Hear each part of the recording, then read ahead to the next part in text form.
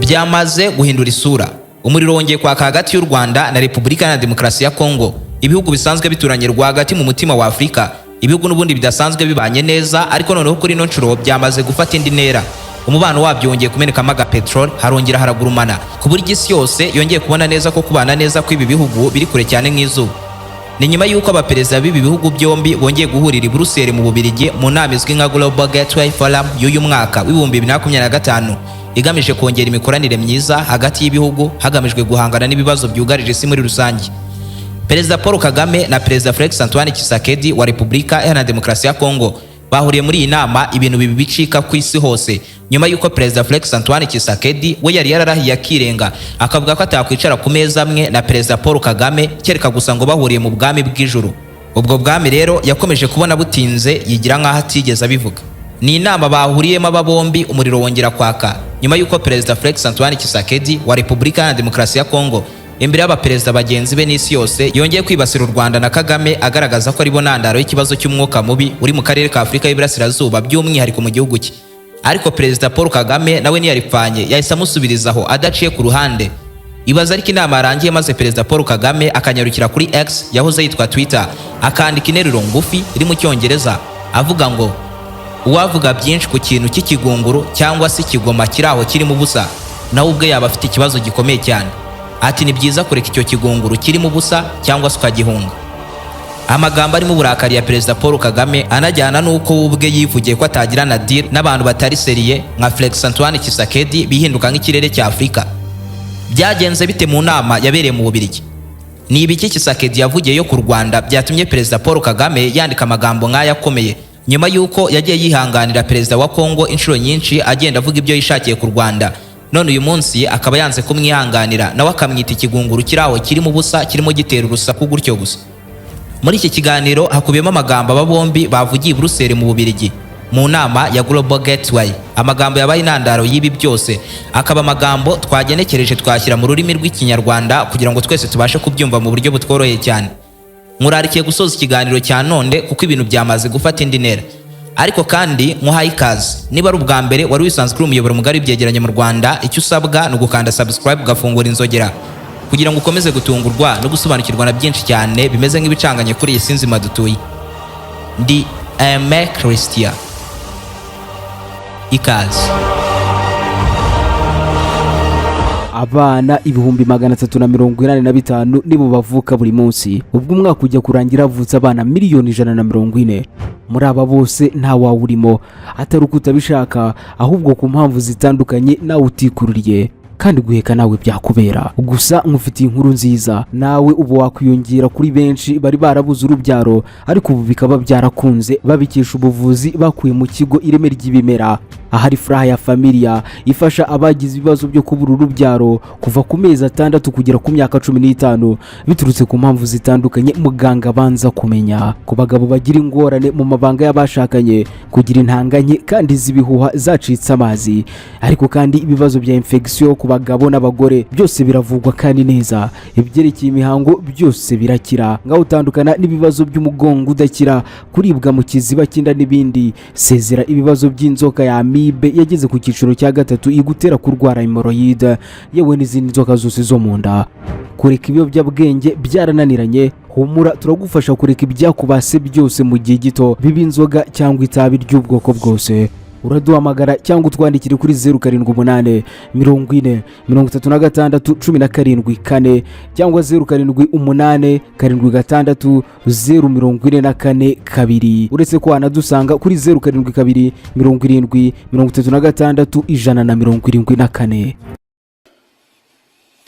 Excellence, mesdames et messieurs, Nyakubahwa Perezida, bagore namwe bagabo muteraniye ahangaha, nta terambere rirambye rishobora gushinga imizi ahatari amahoro n'umutekano. Ndavuga mu burasirazuba bwa Repubulika Iharanira Demokarasi ya Kongo. Abaturage bacu bari mu karengane no guterwa igitutu cy'umutwe witwaje intwaro, ufashwa mu buryo buziguye n'igihugu duturanye, ufashwa mu buryo busesuye kandi bunyuranyije n'amategeko yose mpuzamahanga. Ibi rero biri guteza ikibazo ku bwigenge n'ubusugire bw'igihugu cyacu. Ndashaka guhagarara gato kuri ingingo kuko ubundi mu nyandiko y'ijambo ngewe ubwanjye nari nateguye ndavugira aha harimo n'ubutumwa bugaragaza ko dusabira ibihano icyo gihugu cyaduteye kandi ndizera mwese mwamaze kumenya uwo ndi kuvuga. Ariko ubwo nabonaga hano perezida w'igihugu cy'u Rwanda, kuko ni nawe ndi kuvuga, byose byahise bihinduka. Fata abari hano mwese n'isi yose mu buryo bugaragara nk'abatangabuhamya kugira ngo noneho nange ubutumwa bw'amahoro. Ahamagaze rero nyakubahwa perezida w'igihugu cy'u Rwanda, ndakuramburira ikiganza cy'amahoro, musaba ko twahagarika uru rugomo ndetse n'inzigo ikomeje guteza umutekano muke mu gihugu cyanjye cya Repubulika Iharanira Demokarasi ya Kongo. Nyakubahwa perezida, musanzwe mubizi neza ko uhereye igihe natorerwaga kuyobora igihugu cyanjye mu mwaka wa 2019 muri manda yanjye ya mbere nasuye abaturanyi bacu uko ari 9, by'umwihariko u Rwanda na Uganda kuko ari byo bihugu byari bifitanye umubano utameze neza n'igihugu cyanjye. Icyo gihe naje rwose mbazaniye ubutumwa bwo gufatanya Perezida Paul Kagame, urabyibuka. Bwari ubutumwa bwo kwegeranya abaturage bacu n'amahanga yombi kugira ngo tubagezeho iterambere ndetse no kubereka ko twifuza ubuzima bwiza. Nta na rimwe nigeze rwose nigaragaza nk'ushaka intambara cyangwa se ngo nigaragaze nk'utifuriza amahoro igihugu cy'u Rwanda na Uganda cyangwa undi muturanyi muri babandi 9 navuze haruguru duturanye. Ariko uyu munsi twese turabibona neza ko ibintu byamaze guhinduka. Twese ibyo turabibona uko byifashe, kandi twebwe babiri, njyewe n'u Rwanda, nitwe twenyine twakemura iki kibazo kuko nitwe dufite ubushobozi bwo guhagarika izi mvururu. Nyakubahwa perezida w'igihugu cy'u Rwanda, nabivuze rwose mfite umutima woroshye, kandi mbivuze nk'umutangabuhamya wanjye ahari Perezida João Lourenço wa Angola, ubuyoboye ubumwe bwa Afurika. Nanamushimira cyane ku ruhare rwe yagize cyane rwo gushaka gukemura amakimbirane n'imyumvire twari dufite. Nk'uko mubizi, yari yaramaze kugera kure mu kugarura amahoro arambye hagati y'ibihugu byacu byombi. Ariko ni ku mpamvu na n'uyu munsi njyewe ubwanjye narasobanukirwa, kuko twagiye tubona byose birahagaze. Mwahisemo nyakubahwa Lourenço wa Angola kudakomeza urugendo rwo gukemura iki kibazo ngo kirangire. Nyamara iki kibazo cyari kigeze kuri 98%. Rwose ntabwo mwigeze mucika intege, haracyari amahirwe yo kuba mwakora ibirenze tukaba twakemura kino kibazo mu buryo bwa burundu. Ni nayo mpamvu nifashishije uru rubuga n'amaso y'isi yose ankurikiye muri uyu mwanya kugira ngo rwose nongere kugushimira nk'ikiganza perezida, kugira ngo muhe ubutumire bwo kugarura amahoro ya nyayo arambye mu gihugu cyacu ndetse no kongera kwiyunga hagati yanjye n'igihugu cy'u Rwanda. Ariko nanone aya mahoro ndimo gusaba nifuza ko mwatugarurira ni amahoro agomba kujyana n'itegeko rya perezida w'igihugu cy'u Rwanda Paul Kagame agomba gutanga ku ngabo ze za M23 ashyigikiye mu buryo bwa nyabwo, sigahagarika intambara kuko amaraso amaze kumeneka arahagije. Nyakubahwa perezida, bagore namwe bagabo muteraniye ahangaha, abaturage bacu bamaze imyaka myinshi cyane bapfa, bagera muri za miliyoni nyinshi zimaze kuhasiga ubuzima. Ibyo rero amateka adusaba sibi, kandi amateka turimo kwandika azaducira urubanza. Iki nicyo gihe rero ngo tubihagarike, duhinduke, dukorera amahoro arambye. Ndashimira byimazeyo Perezida Cyril Ramaphosa wa Afurika y'Epfo wadufashije cyane kuba twahagarikiye intambara, akohereza ingabo ze zo kudutera ingabo mu bitugu, ndetse na bamwe mu basirikare be bakaba barasize ubuzima kuri urwo rugamba rwo mu gihugu cyacu cya Repubulika Iharanira Demokarasi ya Kongo. Ibyo rero bituma duhora tumushimira, kandi bigatuma duhora n'ishimwe ku mutima wacu ku gihugu cya Afurika y'Epfo, kimwe n'abandi badufashije mu guhagarika intambara nubwo ntacyo twagezeho kigaragara mu by'ukuri, nka Tanzania na Malawi bohereje ingabo kugira ngo zize zidufashe. Rwose aha mubyumve neza ko ishimwe nka Repubulika ya Demokarasi ya Kongo riduhora ku mutima. Ariko ndizera ko Afurika uyu munsi igomba gutera indi ntambwe, nyakubahwa Perezida Paul Kagame, kandi rwose urabizi ko dufite ubushobozi bwo kubikora tugahagarika intambara. Icyo dukeneye gusa ni ubutwari no kurebana mu maso tukavuga ukuri, tukavuga ibyo tutishimiye wenda, ariko tukemera tugafata ibyemezo bikwiriye ku nyungu z'abaturage bacu. Niyo mpamvu icyo nsaba kuri ubu nk'ibihano ku Rwanda nahisemo kutongera kubishyira imbere. Nahisemo guhagarika by'agateganyo ibijyanye no gusaba ibihano ku Rwanda nk'uko nari nabiteguye mu ijambo ryanjye. Negereje icyo Perezida Paul Kagame aza gusubiza kuri ubu butumwa bw'amahoro mugejejeho ahangaha imbere yanjye. Ndashimira kandi uhagarariye Perezida Donald Trump wa Leta Zunze Ubumwe za Amerika, nawe uhari uyu munsi ndamubona muri iki cyumba mu ruhare rwe rwo guhangana n'ibibazo biri mu gihugu cyacu. ndetse ndanamushimira byimazeyo kuba yarakomeje uru rugendo rutoroshye na gato. Ariko kandi ntibagiwe n'abavandimwe bacu ba Katari n'umwami wabo Emile wa Qatar wagize uruhare rukomeye mu biganiro byo gushaka kugarura amahoro mu gihugu cyanjye. Ndashimira kandi umuryango w'ubumwe bwa Afurika, African Union, uyu munsi uhagarariwe na Perezida João Lourenço wa Angola, nawe udahwema kutuba hafi muri iyi nzira y'ibiganiro byo kugarura amahoro n'umutekano.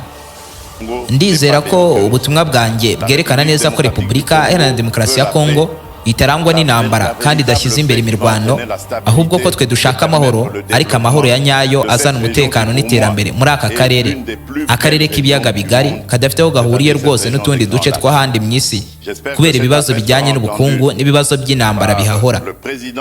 Ndizera kandi ndifuza ko Perezida Paul Kagame yumva neza iki cyifuzo cyanjye mugejejeho muri iki cyumba, kandi ndamugaragariza ubushake ndetse no kumwereka ko niteguye kuganira nawe mu buryo bweruye kugira ngo dushakire hamwe ibisubizo birambye ku kibazo cy'intambara iri mu burasirazuba bwa Repubulika Iharanira Demokarasi ya Kongo. Nyakubahwa banyacyubahiro, mbasabye imbabazi rwose ku bijyanye n'iyi nkuru ngufi navanze mu mbwirwaruhame yanjye nari nateguye, ariko nanone ndongera ngaruke ku byo nari nateguye. Repubulika Iharanira Demokarasi ya Kongo yongeye kwemeza ubushake bwayo bwo gushyira mu bikorwa ibyavuzwe mu masezerano y'ubufatanye yasinywe mu mwaka wa 2023 no kurushaho kuyashingiraho mu by'ukuri ku ntego z'ejo hazaza ndetse no ku masomo twubakiye ku hahise, ndetse turiteguye. Ariko kandi turasaba ko ejo hazaza hacu agomba kubakwa natwe twese hamwe mu mucyo, mu butabera ndetse no mu bwubahane. Afurika rero irategereje, Repubulika Iharanira Demokarasi ya Kongo irabikurikira. Murakoze cyane.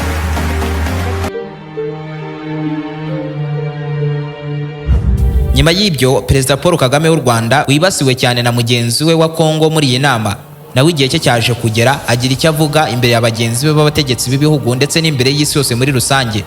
Ati: Excellency Ursula von der Leyen, President of the European Commission, Nyakubahwa Ursula von der Leyen, Perezida wa Komisiyo y'Ubumwe bw'Uburayi, Nyakubahwa João Lourenço, Perezida wa Repubulika ya Angola, akaba n'umuyobozi wa Afurika yunze ubumwe, banyakubahwa baperezida b'ibihugu muteraniye hano, banyacyubahiro bavandimwe namwe bashyitsi mwitabiriye.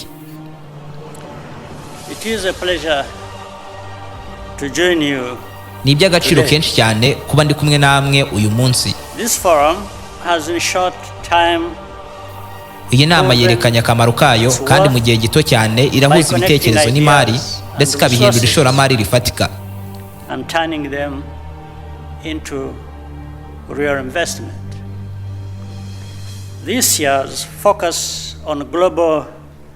Uyu mwaka twibanze ku nsanganyamatsiko yo guhuza isi binyuze mu bufatanye bw'igihe gikwiye kandi gikenewe cyane mu butumwa.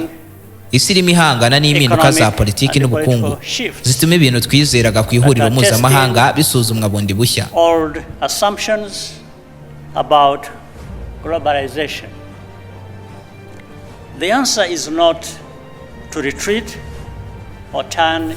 Ariko kandi ikibazo si uguhagarara cyangwa se kwisubiraho.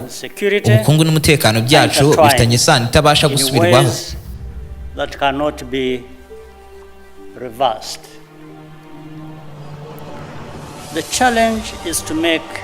Ibibazo dufite ni ugukora uko ubushobozi n'ubufatanye byaba byungura bose ku buryo amahirwe n'inyungu z'iterambere zibasha kugera ku mpande zombi.